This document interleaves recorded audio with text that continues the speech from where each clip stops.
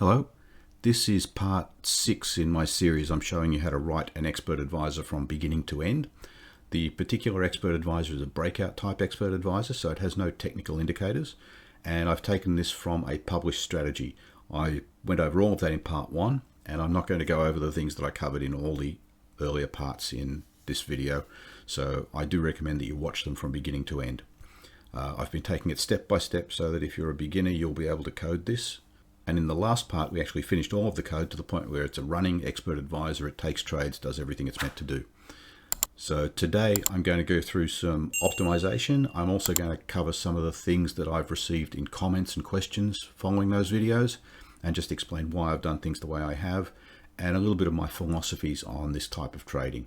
So now let's go to the charts and get straight into it. A number of the comments that I got were about getting different results when you've run the tests compared to my results. Now, I'm assuming that you're meaning significantly different results, because I expect minor variations simply because you'll have different data if you're using different brokers. But there could be real reasons why you're getting very different results, and they all have to do with the way that the strategy tester works in Metatrader. So let me go into looking at Metatrader and show what I'm talking about.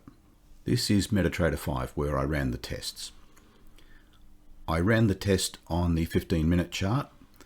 But if you think about the way that this particular expert operates, the chart time frame is not relevant, because I'm simply looking for the highest high and lowest low between given times. And to achieve that, when we look at the code, let me just jump to the code here. Inside the code, I had things like this, period_M1. It didn't matter what you had your chart time frame set to. I was looking at the 1-minute chart, because I'm allowing you to specify the start time and the end time down to the minute. And I'm not restricting that to the minutes that line up with the time frame on the chart. Now, if we look at Metatrader 5 here, and this is the 1-minute chart for Japanese yen, so I ran the tests on dollar yen.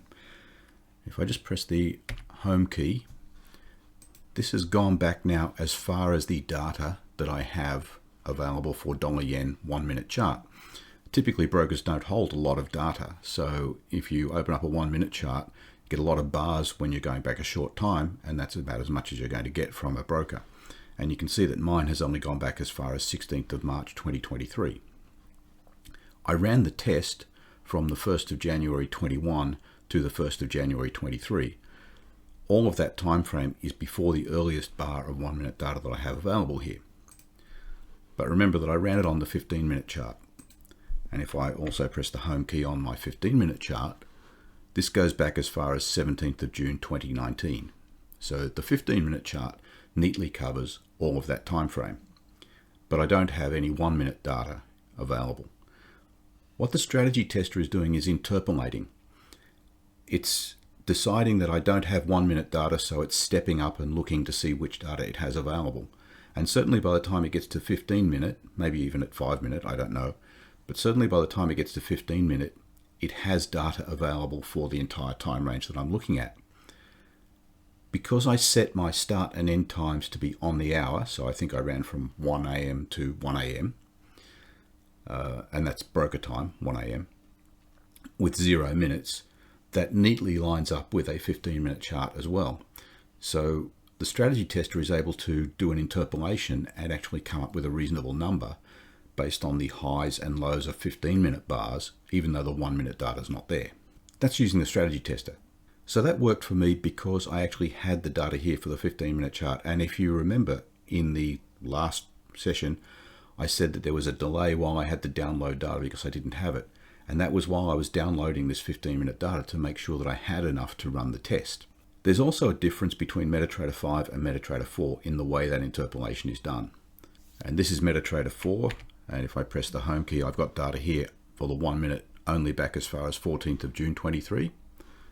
And on the 15-minute chart, I press the home key, I only have data here back as far as May 23, because I haven't gone to the trouble here to download the data. So two things. If I ran this test on Metatrader 4, I would get very different results simply because I don't have data.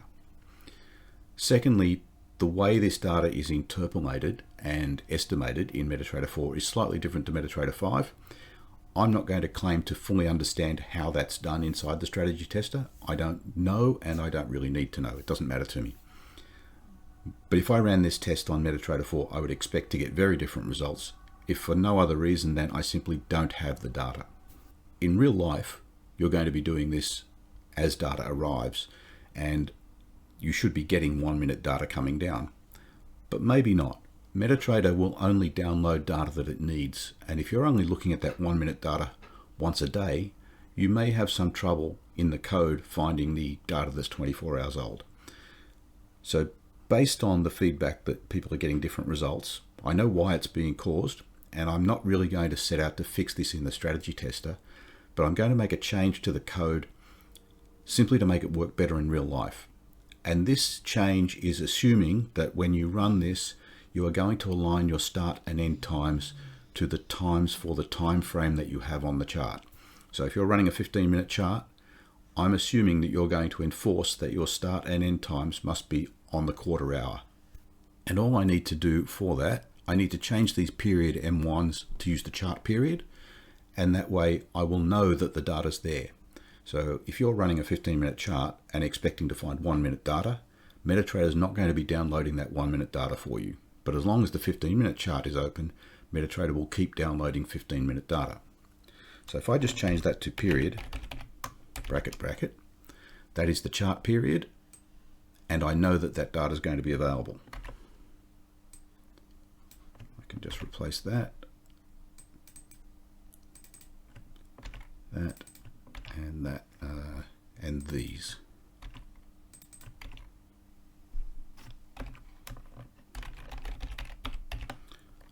I'll just check to see if I have any more. No. So now I've changed those to use the chart period. There are two other minor changes that I need to make. When I ran this to find the end bar, I'm taking end time minus 60. Instead of doing that, I'm going to look for end time, and I'm going to just add 1 to the bar where it's found. Now also remember, I said I'm treating the end time as being outside the range. So if my end time is 2 AM, 2:00, that means that my range finished at 1:59, and that 2:00 is the beginning of the outside the range. If I use this I-bar shift looking for 2 AM, it's going to find the 15-minute bar or whatever you have that begins at 2 AM. So I don't want that bar, I want the bar before that, which gives me my ending bar. So all I have to do here is just +1, and that will give me the bar immediately before the bar that it found that contains this end time. And remember, I'm assuming that you're enforcing that these start and end times will match the beginning times of a bar.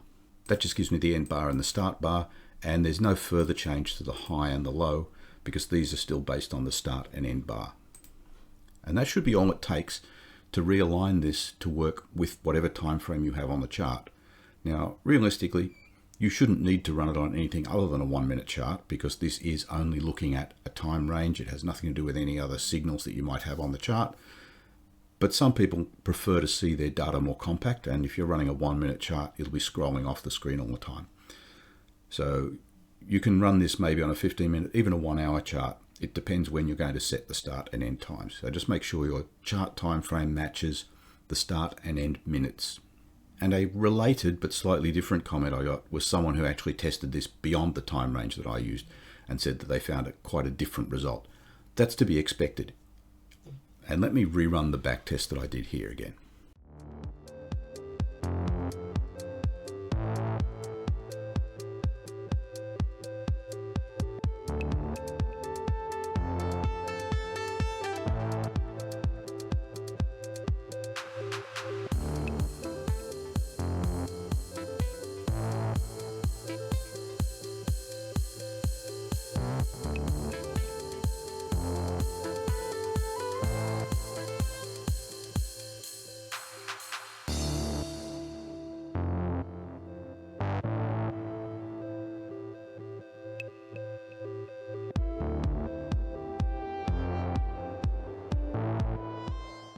Now I've just rerun the backtest with all of the standard settings, the same that I used in the last episode. And what you can see is that in this range here, I have a significant increase. In fact, this is where most of the profit is made.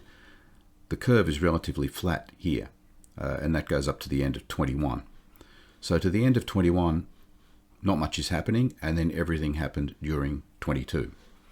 Even back here at the beginning of 21, there's a drawdown because we were doing badly, and more drawdowns and more drawdowns.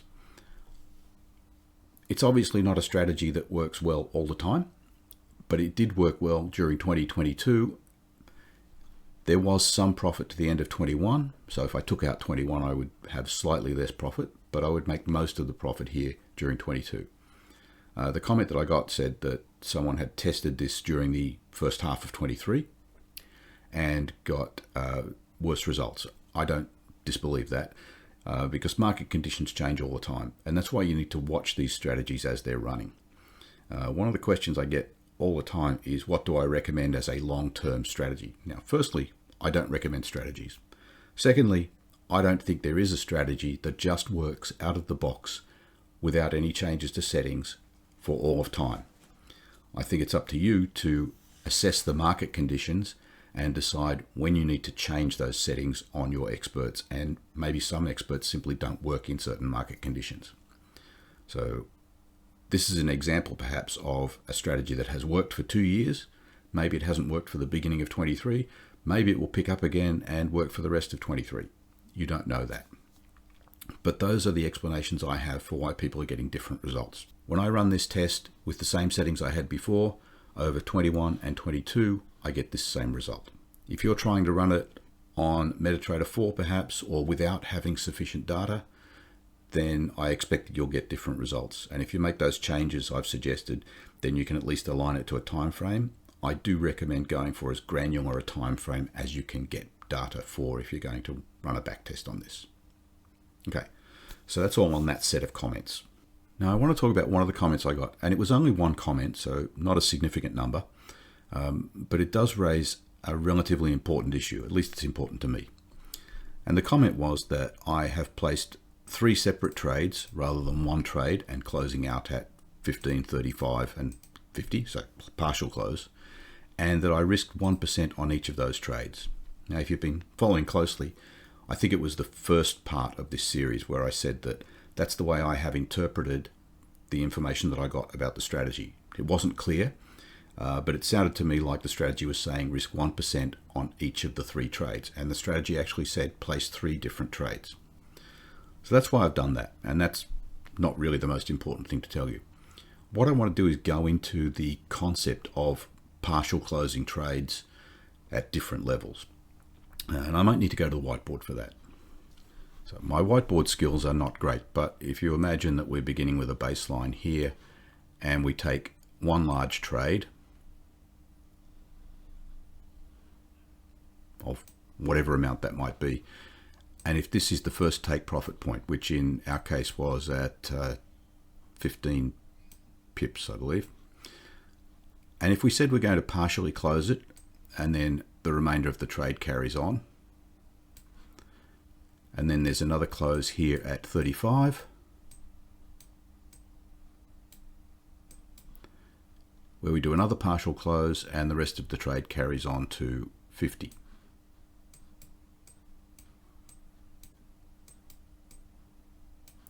All right, this is not an uncommon type of strategy. Typically, I only see it with one partial close, so you close half and carry on. But in this case, there are 3. This is quite common. What I want to suggest to you is that there is fundamentally no difference in taking one large trade and closing a third, letting the rest run, closing another third, and letting the rest run to a level. There is fundamentally no difference in doing that compared to placing 3 separate trades, each with 1/3 of the volume. So that strategy would be equal to placing a trade that closes at 15, another trade that closes at 35, and another trade that closes at 50. Sorry, my lines are a little bit crooked, but the total volume that I'm risking is the same. There might be a slight difference due to rounding. So if you're paying commission, perhaps the commission doesn't get rounded exactly based on the volume that you have. But those are minor variances. I'm saying that there is fundamentally no difference between placing one large trade and making partial closes compared to placing 3 trades. If you are writing code for this, it's much easier to have 3 separate trades and track them, each one with a defined take profit and or stop loss. So the stop loss for all of these was at 25 or minus 25. It's much easier to do that than to track a single trade, close part, find the remaining trade, close part of that, and then close the remainder here. Because if I place 3 individual trades, I can simply set a take profit on those trades and I'm done. So in terms of coding, it's much easier to place 3 separate trades. But now I just want to take that a step further. If I'm placing 3 separate trades, they all had the same entry criteria, which was breaking through the level on the range. They each have a stop loss and a take profit. They just happen to all have the same stop loss, but they have different take profits. There is nothing else about these that's different. I'm suggesting that there is no difference here between having an expert that places those 3 separate trades and having 3 separate experts, each set with a different take profit value. And in fact, it would be the same expert then simply running with an input that tells you the different take profit values. Because those 3 separate experts are still going to place their trades, each of the individual 3 trades at that level. They're all still going to have this as the stop loss. It's just that each of these are being controlled by a different expert advisor. Now, whether you use the take profit approach, setting a take profit on the trade, or whether you're monitoring these, looking for an exit criteria, they still have their own exit criteria and they could still be run as 3 separate expert advisors. Now, just think about it. So some people don't believe that, but these could be 3 separate expert advisors running. But that's still not the important part that I want to get to. If I'm running 3 separate expert advisors, each has a separate take profit number. If I ran these through the strategy tester or through any kind of optimization, one of these is going to perform better than the other 2. I don't know which one it might be, but one will have the best performance. If I have 3 separate expert advisors and one performs better than the other 2, why would I want to run the other 2 at all? And that's the important point that I want to cover. I'm not saying don't do this, but anytime you're told to run a strategy that has a partial close, ask yourself, would you be better to run the entire trade to completion or to close the entire trade at the first level, or in this case at the second level? Because ultimately, one of these is going to perform better than the others. Now, I know this is very common, and even people who suggest that, yes, but once you close at this point and you've taken that profit, you've got some guaranteed profit and you can move the rest of these to break even. You can still do that with separate expert advisors. And once you have separate expert advisors, you still have one that is going to perform better than the others. So instead of trading 3 lots here, closing partial, or trading 1 lot in each of these in a single expert advisor, I could put all 3 lots into this particular expert advisor and have a better profit ratio than I have by running the other 2. I can still have that this strategy goes to break even as soon as I get to that level. I can have this strategy go to break even as soon as I hit that level. And this one simply closes out at that point. Makes no difference. As long as these are all running basically the same logic for running the trade, and all we're doing is substituting this partial close, then one of these performs better than the others. It must do. I guess the best you could hope for is that they all perform exactly the same. But typically you'll find one is performing better than the others. Now that doesn't mean it will always perform better than the others. And that doesn't mean that any one of these is always going to perform better than the others. But if you're looking for optimization, the best way to optimize is to choose the best of these 3 and just run everything there. So that's all I really wanted to say on this point about partial close type strategies. So now back to the strategy, and I still have the default values here. Starts at 1 AM, finishes at 1 a.m., 7 pip gap, stop loss at 25 pips, first close at 15 pips, second close at 35 pips, and the last close at 50 pips, take profit. I'm trading 1% risk, and as I've interpreted the strategy, that's 1% on each of the 3 trades. But that will actually become important as I go through this. I've run that back test and I have a profit of $26,970 over the years 21-22. If I change this, and I'm going to change it to a 2% risk. Remember this result, 26,970. With all the data exactly the same,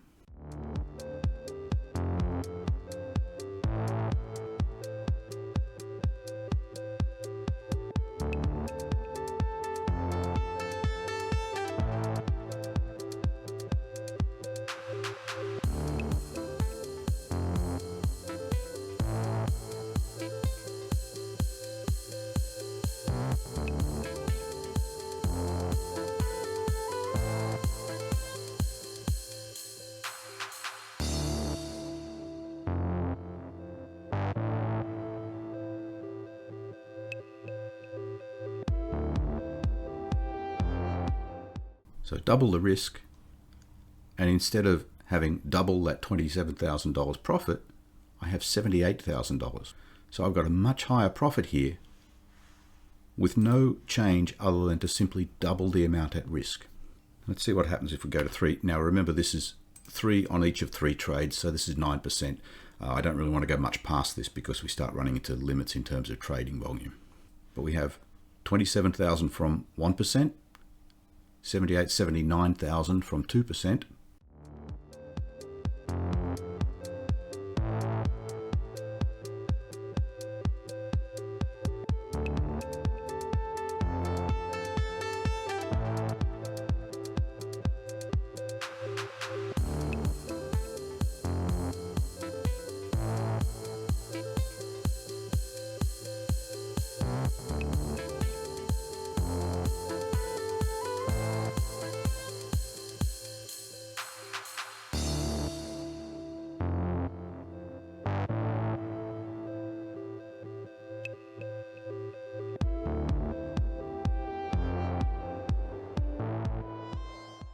and now 115,000 from 3%.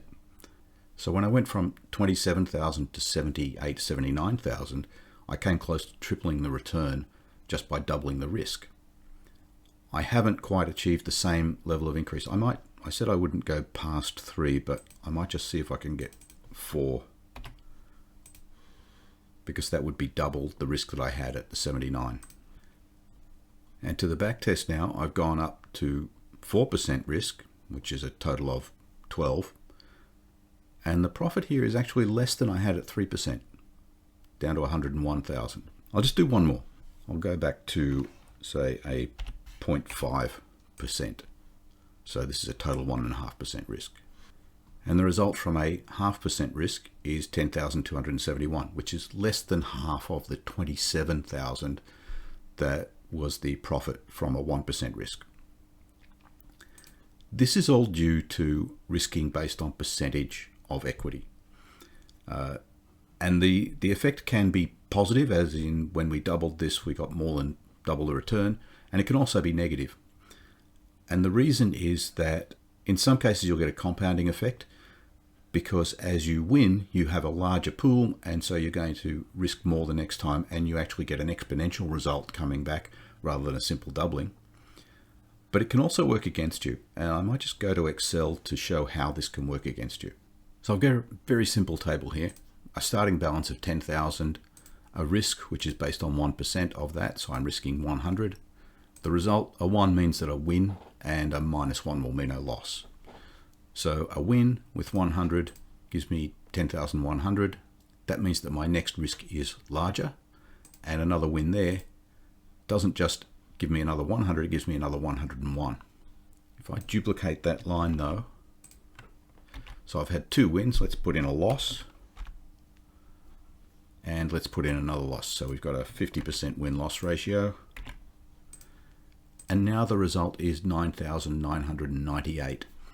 So I've had 2 wins and 2 losses, and I'm behind. And this has no spread or commission in here. This is purely based on the profit or loss.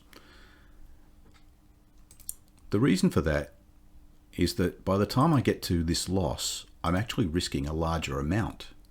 It's still 1% of this balance, but it's a larger amount because the balance is larger. So I lose more. I'm losing $102.01. This loss is again $100, 0.98 or 0.99. That is still larger than this win. So my 2 losses are larger in absolute value than my 2 wins. You might say, what happens if I lose first?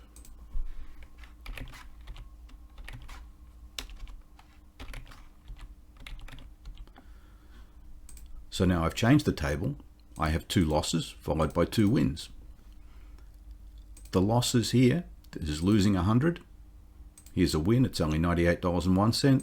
This win, $99. The wins are still smaller than the losses. Doesn't matter how I mix these. I can have loss, win, loss, win. I still have less than I started with. I can have win, loss. And I still have less than I started with. In every case, the losses are going to be larger than the wins. Simply because if you lose first, you're starting with a big number, you get to a smaller balance, then the win that you have after that will be based on a smaller balance and therefore a smaller risk. If you win first, you'll win on one balance, and then the loss will be on a larger balance, therefore you're going to lose more.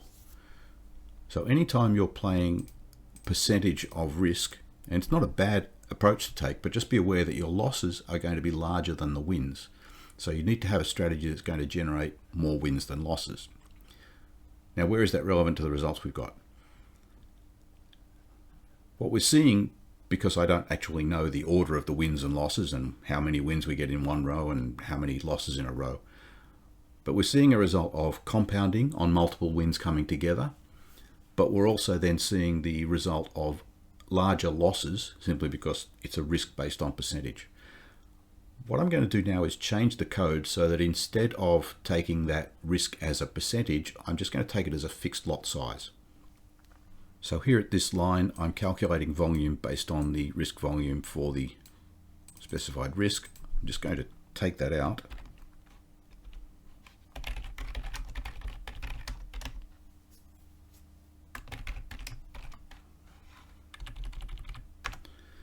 And I know I'm entering risk looking like it's a percentage, but I can just make that a lot size. So I'm going to set the volume equal to that number from the input.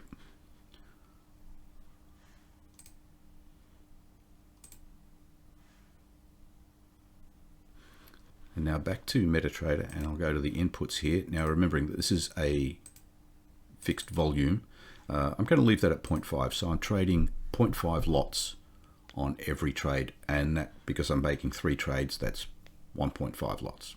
So now I have a net profit of 15,636 with 0.5 lots. If I double that to 1 lot,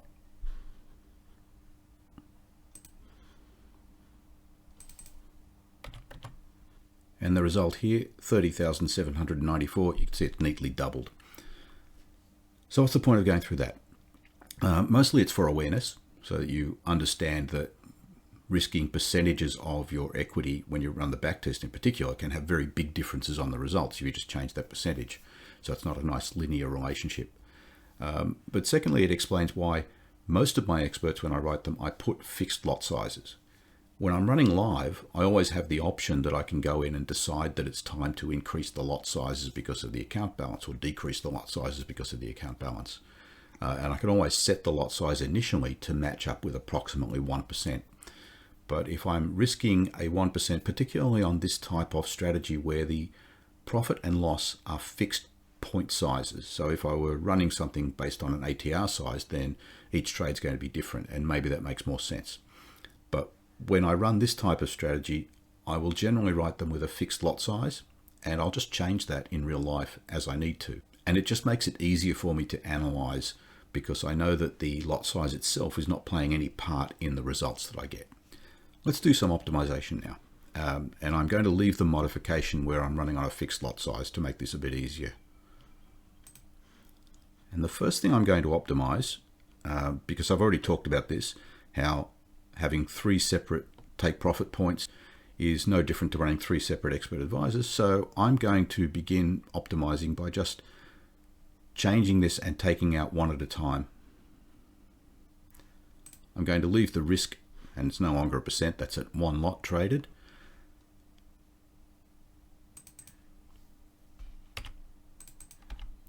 And you remember that the code already has built in that if I set the take profit to 0, then it simply won't take that trade. So just running the take profit at 15 pips. And that gave me a profit of 4,554. So now I'll test the second take profit. I don't actually need to use this second level or the third level. I'm just testing one take profit value. So I'll set this to the 35 point take or 35 pip take profit. The 35 pip take profit gives me $11,635 profit. So finally, I'll test the 50 pip. And that result was $15,083. So remember, for each of these, I'm using the same lot size. Go back to the inputs, and remember, this is not percent anymore. This is a fixed lot size. I'm choosing a lot size of 1. All I've done is change the take profit pips, and I'm getting a larger result with 50 pips. Now let me put these back to the defaults. And remember, this is taking 3 separate trades, so I'm not just risking 1 lot here, I'm risking 3 lots overall. So using 3 separate take profit points for a total of 3 lots of risk, it's $30,794. If instead of doing that, I still risk 3 lots, but I risk it all with the 50 pip take profit, and a profit of $41,691 compared to the $30,794 from having 3 separate levels. Now that wasn't so much optimization, I'm really just reinforcing what I said earlier about having different levels of take profit. But now that I've got that, I'm going to just leave this at the 50 pips take profit. I'm going to change that back to 1. Let's look at optimizing some of the other things. So one of the things you might want to optimize is the time range. And I said way back in part 1 that I enter the start and end hour and minute separately. I don't enter them as a string. I don't try to enter them as a date time because I can actually run optimization on these now.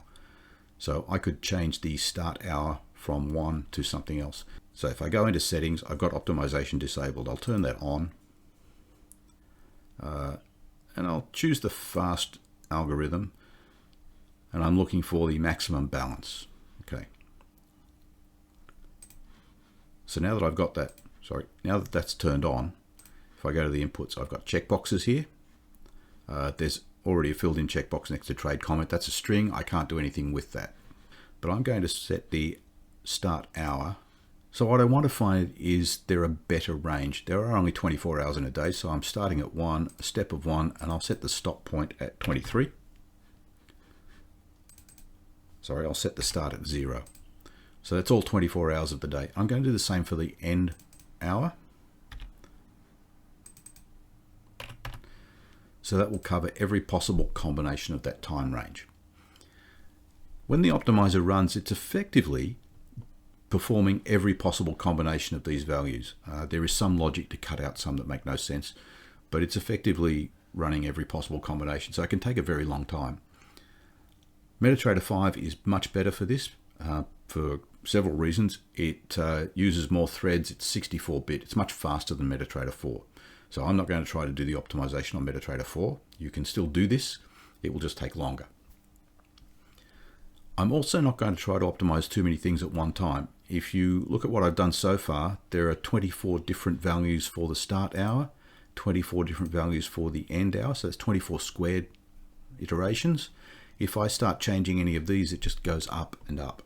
Changing too many things at one time, if you've got the time, just let your computer run through it. But I find it's much better to choose groups of data and optimize those separate groups, and then I can go back and try combinations of the settings in those groups. So right now I'm just going to optimize the start hour and the end hour. I'm not going to waste time with the minutes. I don't think that's terribly important. So I'm just going to run the optimizer now and see what we come up with. That took a while, but there were over 500 iterations, and I'll admit that I'm running this on a fairly low-powered virtual server, so that would have taken some of the time.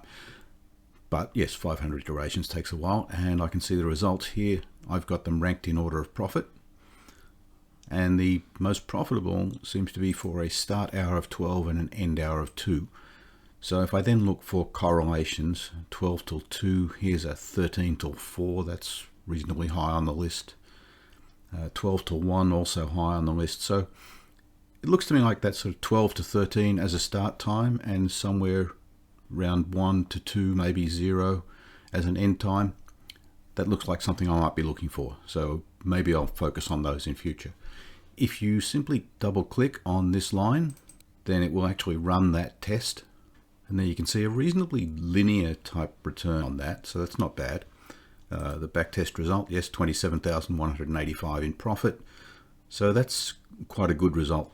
Remember that I've got this set at just the 50 pip take profit. The other two aren't running. And that's one lot that I'm trading per trade.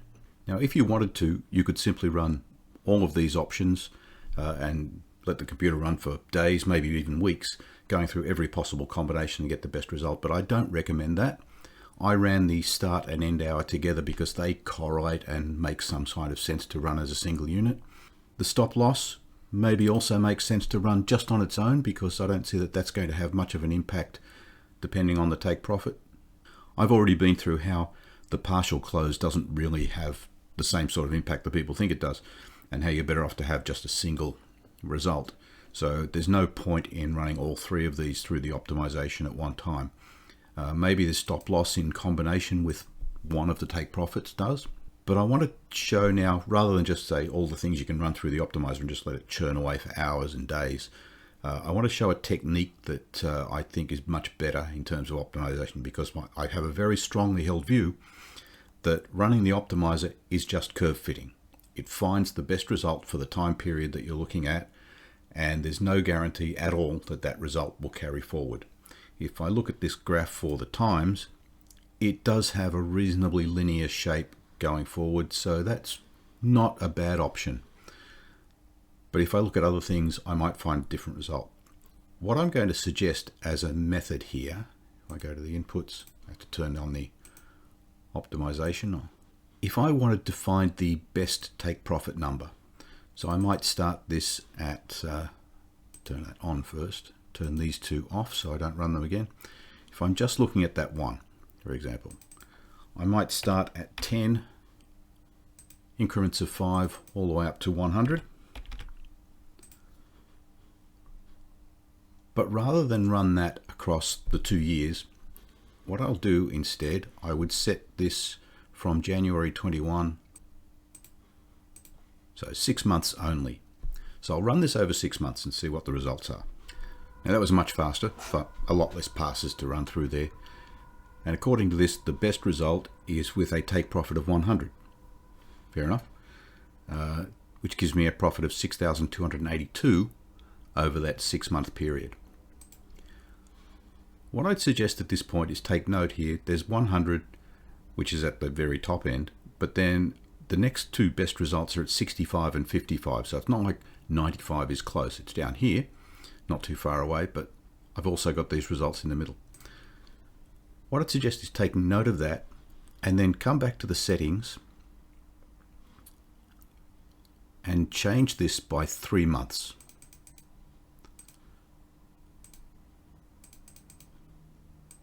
So I'm still running a 6 month time frame, and it overlaps the earlier time frame by just 3 months.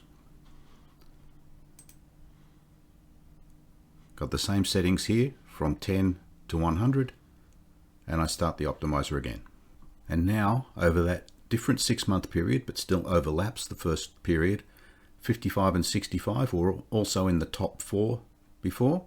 100 is way down at the bottom here.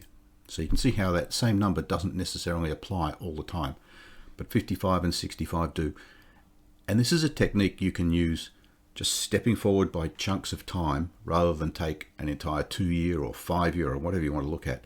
Step forward in those chunks of time and just find out if settings apply consistently. And it doesn't really matter. Maybe 100 is at the bottom here, but if I step forward by another 3 months, it might be back at the top again. But it shows that that's a number then that stays at the top and has an occasional dip. if you find that it was just at the top that one time, then that's obviously not a good choice. The 55 and 65 at this stage, I would be saying are good options because they've been at the top twice. If I go forward again, maybe 55 will drop out, 65 stays there, that kind of thing. So I'm looking for numbers that consistently or frequently appear near the top of this list. So that's my discussion on an optimization technique that is different than just turning it on and letting it run and then look for the best result that just happened to fit over the previous time period. Because if this time period had just been the initial 6 months, I might have gone with 100, and then in the following 6 months, I get a really dismal result for 100. And so that's all I have for this part. I've shown one small change to the code, which will allow you to run this on different time frames and may help you with getting backtest results. It's not necessarily an essential thing if you're going to run forward, but again, even if you're running this in live mode, you may not have every minute available, so perhaps running it matching the time frame on your chart makes sense. I would be tempted to simply have a chart running on 1 minute to do this, but if you don't want to do that, then I've shown the code for that. Not a lot of code today, and I also so far haven't looked at the piece of code to move to break even on that first trade, or after the first trade closes, move the other two to break even. I think I've explained why I'm not too worried about that, but you may be interested in the code for it, so I'll try to cover that next time. Hope this has been useful for you. If it has, then please click the like button, and if you want to see more of our videos, click subscribe and click the bell icon to be notified when we release new videos. So until the next time, thank you for watching.